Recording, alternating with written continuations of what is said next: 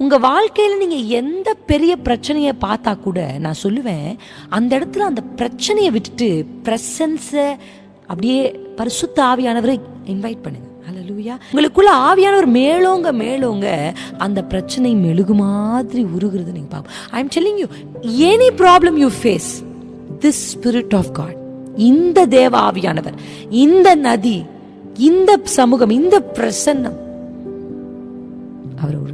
So exposure is very very important. நம்ம எதை expose பண்ணுறோம்?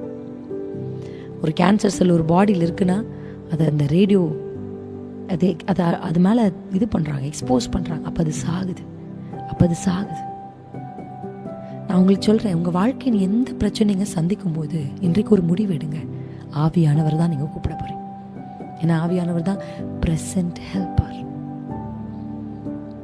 அவர் இல்லாமல் நான் சொல்கிறேன்,